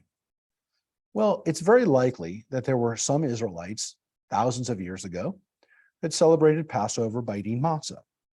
And it's also possible that there were a group of Israelites that celebrated Passover time by having a sacrifice. And at a certain point, those traditions were brought together. Now, we don't know when they were brought together exactly, though some people would say if we knew that, we'd know when this was edited, because whoever edited this together wanted there to be one holiday where both things were done. Were they edited together pretty seamlessly? Yeah, they were edited together pretty seamlessly because none of you ever knew there were two holidays. I did. You did, We because talked about it. we've talked about it. But if you read it, you wouldn't necessarily know it. And the reason is because the two things are presented here, and they're even though they're different things, there is a link. And the editors knew that. It says right here that when you eat the Passover offering, it says right here that you eat it with unleavened bread and bitter herbs. So there was a tradition of having matzah even for those people. And so I think the idea of having matzah for 7 days wasn't completely crazy for those people who said, hey, we only eat matzah when we eat the Passover offering.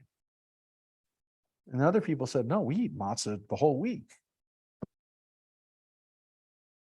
And so there was a night of Passover holiday, and there was a hog of matzah. There was a holiday of matzahs, and they were celebrated for essentially the same reasons. And people said, you know what? We're going to celebrate these two holidays. We're going to keep these two traditions alive. And you know what? The guy who ate the offering had matzah too. So it's not really that weird that he has to eat it for a week. And so that was the compromise. That was the blend of two traditions. Nobody said anything about it for the last couple thousand years. Nobody's even known about it. But it was a blending together of two holidays. And it's a great thing because they celebrate different things, but they celebrated it in a way that some people would say, thank God we have a holiday of matzah. I wouldn't say that because I can't stand matzah, but I don't do a sacrifice and you don't do a sacrifice and all of you don't do a sacrifice unless you're a Samaritan and you're one of 700 people that do a Samaritan sacrifice in Israel every year, as they've done for 3,000 years on Mount Gerizim in Israel. And so if you don't do a sacrifice on Passover night, what would we really do? And thankfully, we have this hog of matzot that we still do. Thankfully, I guess, we have a holiday of Passover that we have matzah at every year. Doesn't say anything about wine.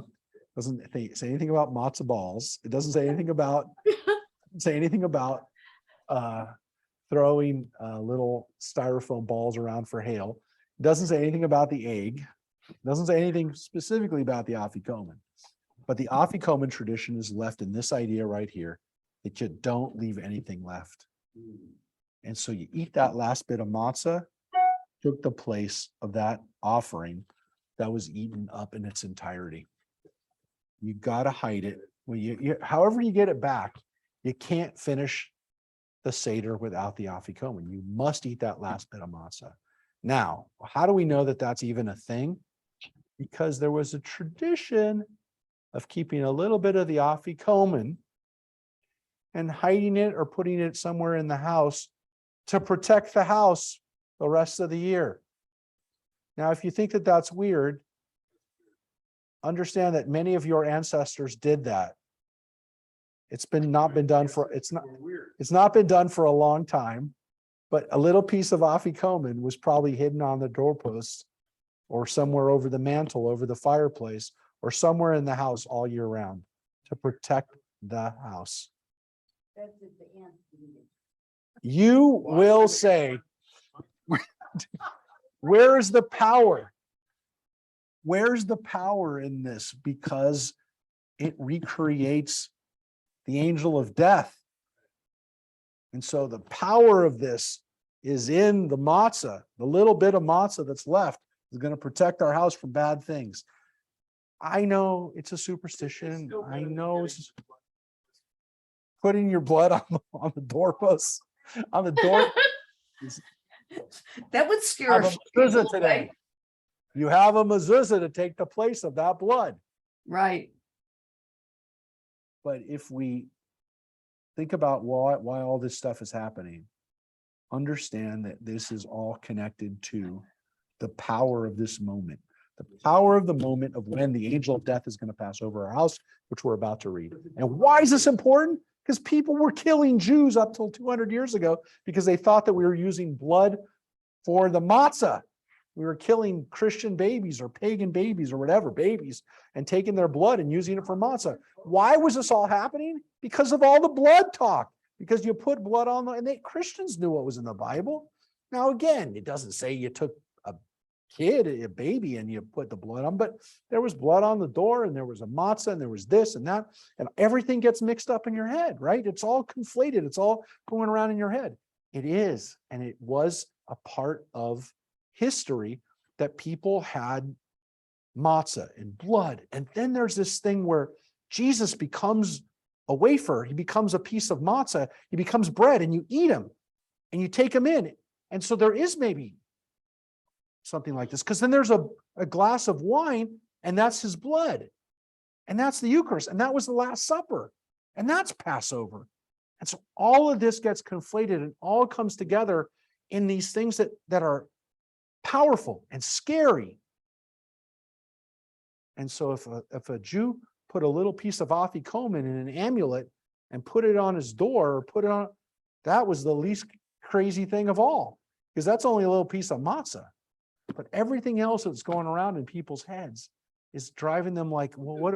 It's magic. And that's why we open up our door. We don't open our door for Elijah.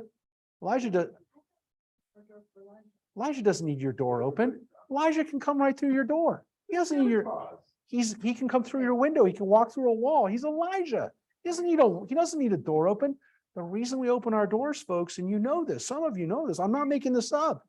Please tell me I'm not making this up. It's so that our Gentile neighbors wouldn't think we were doing anything wrong on Passover. That's why we opened our doors. That's 100% why. This whole Bubba Mitzvah about Elijah needing to come in there is crazy. It was so that when we opened up our doors, we said to the Gentiles, we're not killing any babies. This is all craziness. Stop saying that we're killing babies. We're opening up our doors. You can come in. You can see what we're doing for Passover. We're not doing anything weird. Well, we are doing something weird, but we're not killing babies. We're eating some pretty nasty, we're eating some nasty food here, but it's not. We're still leaving a cup of wine for him. Yes, you can leave a cup of wine for him because he can get the wine, but he doesn't need you to open the door for him. So this is really what happens. And how do we know this? Because we don't talk about this.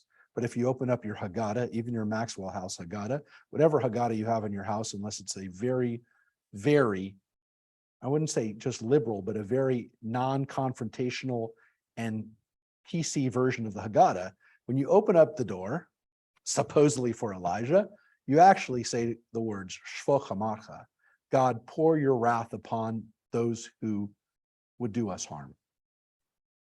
God, protect us at this moment from any harm. And those words, Shvo Chamacha, which we don't normally say anymore, I've never said them out loud. I read them, but I don't say them out loud. And I'm glad it's in the Haggadah because it reminds us of times when things weren't so good, where Jews literally at Passover would say, you remember, God, how you protected us on this night in Egypt thousands of years ago? Please do that again, because our neighbors might kill us. This might be the Passover where our neighbor says, you know, you killed Jesus. We're talking about Jesus right now at Easter, and they're all getting all riled up at church, and maybe they're going to come in and kill us. We have no power to defend ourselves. So God, pour out your wrath and destroy those people before they come in my house and kill me and my family. That's the prayer we said. So the moment of opening the door for Elijah, folks, is not the real story. It's not. I'm going to show it to you right now since I have the, I'm going to show you the phrase that we say. Here's the phrase. You can see it with your own eyes. We pour the cup of Elijah and open the door. Pour out your wrath upon the nations that did not know you and the kingdoms that did not call upon your name, since they have consumed Yaakov and laid waste his habitation, which is a quote from Psalms. Pour out your fury upon them, and the fierceness of your anger shall reach them, also from Psalms. You shall pursue them with anger and eradicate them from under the skies of the Lord, from Lamentations. So there you see. This is the tradition of what we say when we open up the door. Most of you have never said that before. Because thank God we don't live in a time when it needs to be said. Nope. Because you lived in a time when people didn't have to say it. They lived through it though. They lived through it, but you didn't live through it. No, but they did. Yeah. And so here we go. Moses then summoned all the elders and said to them, by the way, still haven't gotten to the plague, folks. So we're going to finish with it, I promise. Moses then summoned all the elders of Israel and said to them, go pick out your lambs for your families and slaughter the Passover offering. So here we've come back to the Passover, right? Take a bunch of hyssop, dip it in the blood that is in the basin, and apply some of that blood that is in the basin to the lintel and to the doorposts. None of you shall go outside the door of your house until morning. For Adonai, when going through to smite the Egyptians, will see the blood on the lintel and the two doorposts, and Adonai will pass over. Look at that note, Pesach, pass over the door, and not let the destroyer enter and smite your home. That is the word that's used there, hamashchit, the destroyer. The word shochet, to kill. Is it the angel of death? I don't know. Is it some aspect of God that's going to kill everybody? Looks like that because it says God is doing the smiting. It says Adonai when going through to smite the Egyptians. So God's doing it. The destroyer is some aspect of God that destroys, which is why it's capitalized. You shall observe this as an institution for all time for you and your descendants. And when you enter the land that Adonai will give you as promised, you shall observe this rite. So this isn't just done now. Just like, again, being reminded, you do it for all time and you do it when you get to Israel too. And here's the wonderful line. And when your children ask you, what do you mean by this rite? We have the 4 children, right? Here we have the children. We have 4 times in the Bible it says, children will ask you. And here's the first time. Your children will ask you, what do you mean by this rite? And you shall say, it is the Passover sacrifice to Adonai, who passed over the houses of the Israelites in Egypt when smiting the Egyptians, but saved our houses. Those assembled then bowed low in homage. And the Israelites went and did just so, right? Just as Adonai had commanded Moses and Aaron, so they did. Wow. By the way, the plague doesn't affect us if we do what we're told to do, which then begs the question, what if you didn't do what you were told to do? I heard it says that they did. But if you didn't, you die. In the middle of the night, and by the way, what if you're an Egyptian and you do what the Israelites do? In the middle of the night, Adonai struck down all the male, in parentheses, firstborn in the land of Egypt, from the firstborn of Pharaoh who sat on the throne to the firstborn of the captive who was in the dungeon, and all the firstborn of the cattle. And the Pharaoh arose in the night with all his courtiers and the Egyptians, because there was a loud cry in Egypt, just as we were told, for there was no house where there was not someone dead. So Pharaoh got up in the night, and all the courtiers were there with him, and there's crying, and everyone's affected by it. And he's got to do something. Now, does anyone have a question right now? Why is Pharaoh still alive? Maybe he's not a firstborn. So Mike says maybe he's not a firstborn. Got to be the case, right? Mm-hmm. He's dead. I was just thinking that. Except, It said firstborn. and it said the firstborn of Pharaoh. That child's a firstborn. It says firstborn of Pharaoh. So is it firstborn of Pharaoh means Pharaoh's own son or daughter is firstborn. The next Pharaoh was dead. That means that Pharaoh was either not firstborn, which could be the case. Maybe he had an older sibling who died already, who was already Pharaoh. Maybe his sister Right. was the Pharaoh, would have been the Pharaoh if they let girls be pharaohs. right? She's not the Pharaoh, the Pharaohette, you said? Pharaohette. She's not there. By the way, if this is a new Pharaoh, and his sister would have been Pharaoh, but she was the older sister, maybe she was Moses's mom, adopted mom. Maybe she would have died, but she's sitting in the room with Moses, and she would have died. But Moses protected her. She's protected because she's a Jew now. Her name was Bat Paro, but then her name is Bat Yah, Bithia. In the movie, The Ten Commandments, that's exactly what is happening with the very nice woman, Bithia, who's sitting next to Moses in that scene around the Passover, the first Passover table. So maybe she would have been the first. She was the firstborn, but secondborn was Yul Brynner, of course. And so we don't know. Of course. That's a possibility, right? But there's another possibility, my friends. Yes. Did you ever think about this possibility or anybody else here? Maybe, according to the sages, God spared him. Oh. God spared him it worked on it. so that he would know everybody else died, but God made you the witness. You're the only survivor.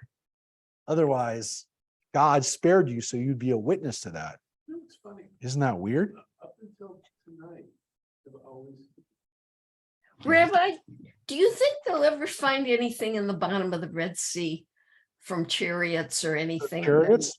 We Yeah. don't know. There's people who say there are. We don't know though. We haven't found it. And people said this there. We haven't found it. Mike, you said something too. yeah. And it makes sense now that we're thinking about it, but before, growing up, I always thought it was the firstborn child. Child. Yeah. We're not sure. Look, Rashi says right here, he quotes the commentary. I knew that Rashi would deliver on this. The firstborn Pharaoh. Pharaoh too was a firstborn, but he alone was allowed to remain of the firstborn, regarding it states, but for this I have maintained thee in life to show thee, the translation of Exodus chapter 9, that God spares Pharaoh for dramatic purposes, so that Pharaoh would say, you are the exception to prove my rule, which is I'm destroying the firstborn of everything except for you, so you can tell everybody about it. So this is the night of getting out, or of, again, the reckoning. It says he summoned Moses and Aaron in the night and said, up, depart from among my people, you and the Israelites with you, go worship Adonai as you said. Take your flocks and your herds as you said, and be gone, and may you bring a blessing upon me also. And the Egyptians urged the people on, impatient to have them leave the country, for they said, we shall all be dead. And what's interesting about this word in particular here, we look at the Hebrews, it says, "V'techazek Mitzrayim." The word chazek, that was the same thing as chazek lev, that Moses, that God hardened Pharaoh's heart. Here it's that Egyptians are hardened or made strong or urged, is the translation, good translation, fine, that they now urge. So the heart was chazek of Pharaoh, but the Egyptians were chazek to get the people out, get them out. And so the people took their dough before it was leavened, their kneading bowls wrapped in their cloaks upon their shoulders. The Israelites had done Moses' bidding, and there we have the dough, right? Before it was leavened. So we already read about the leaven. We already read that they're supposed to eat unleavened bread. And now we're told, now this is why. The Israelites had done Moses' bidding and borrowed from the Egyptians objects of silver and gold and clothing, and Adonai had disposed the Egyptians favorably towards the people and let them have their request. And it's essentially what they asked for, and thus they stripped the Egyptians. That is where we're going to finish. Even though it's not quite the end of the chapter, you can see this chapter goes on all the way to here, and we're going to finish. The chapter finishes with something very different, which is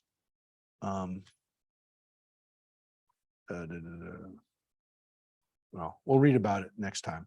But I do want to show you one other thing before we finish, which is a couple things that I wanted to share with you so that you could see with your own eyes. These are a couple of these are a couple of charts that I wanted to show you. I want to show you a chart here, which is open them for you. This is, as I said, when we look at the plagues, and we've now seen all of them, we've seen all 10 plagues, there is a way of looking at the plagues that we should look at. There it is. That if we look at the plagues, I'll make it a little bit bigger, please. See, okay. You can see which plague it was, where we find it in the Torah here, what was used to get the plague to happen. It starts off with the staff of Aaron, then it becomes the staff of Moses, and then there's the hand of Moses. And some of the plagues doesn't say anything. Whether there's a warning, you can see sometimes there's a warning, sometimes there's not. And then you have this list of the gods that got affected by this. Now, this is all these things were done, by the way. I found all these on Christian sites. They translate the fourth plague as a plague of flies, almost universally, whereas we translate it as arov, which is wild beasts or insects. But they almost always completely did it as fly, which is interesting because then you really see it like it's almost the same as the gnat, which we almost always translate as lice. But here you almost have it's almost like the same thing. Then also you have hardened. Sometimes God is hardening. Sometimes it says that he hardens his own heart. We can see sometimes he admits fault, and then ends up obviously changing his mind. And then finally, he begs him to leave. That's one of the ways to look at it. And as you notice, they have it broken down in cycles. So they like the idea that there's 3 cycles of 3 and then a 10th. I mean, I think that's kind of strange, but that's okay. There's another way. And again, I like this chart too. I actually like this chart because it's colorful. But this chart shows the who initiated the plagues. Also, again, which God, it takes out, which is important to look at the last plague. Takes out the god Pharaoh, the ultimate power, human but descended from the gods. And to some extent, it is taking out the past, but also the future, because as much as this affected Pharaoh, it affected his son. It killed his son, which was the next god. So it's the future god, if you will. So all the other gods are the gods of the past. This affected the god of the future, their next god, their Pharaoh. Then you can see also. Ooh, that was weird. You can see. What God. Yeah, I know. So when you look at what was now, I don't think any of these charts are as effective as well. I would have put some other stuff in there. But it does say life of firstborn, not male. Correct. And again, this is these were done by Christian scholars, and again, or Christian writers. You can see they also use gnats and flies, which I don't know. They do also do 3, 3, 3, and 1. Yeah, and they like that idea too. Look, there's other ways of looking at it too, of where the plague started from. These ones, it starts from the water. Here they start on the land, and then they gets up into the air. These are in the air. So there's another way of looking at them. Though again,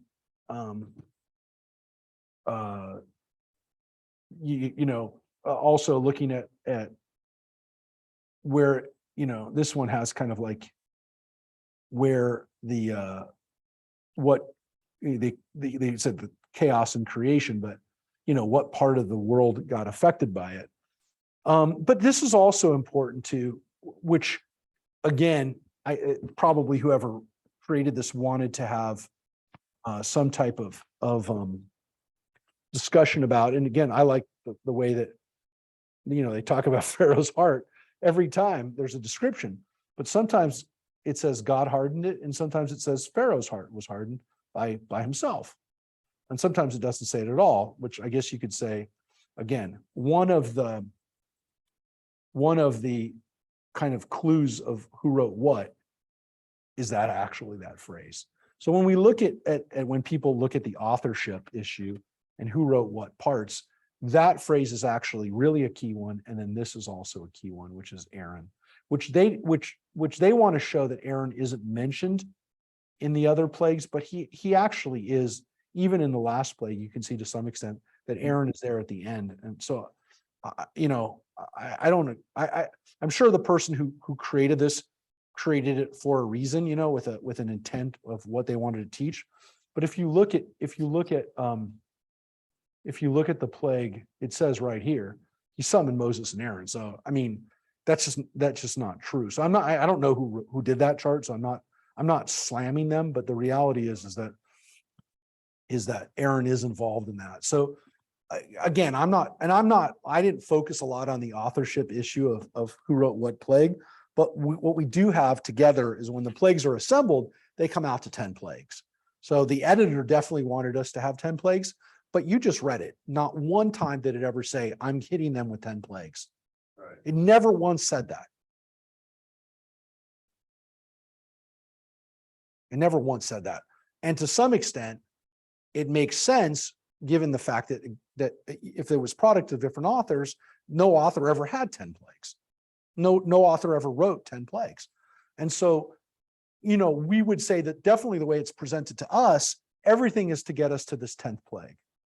But when we look at it kind of where the voice changes and where things change as far as who's there, and when things change based on what happens to Pharaoh's heart, it is possible that, again, different author had a different take on how Pharaoh's heart was hardened. Did God do it?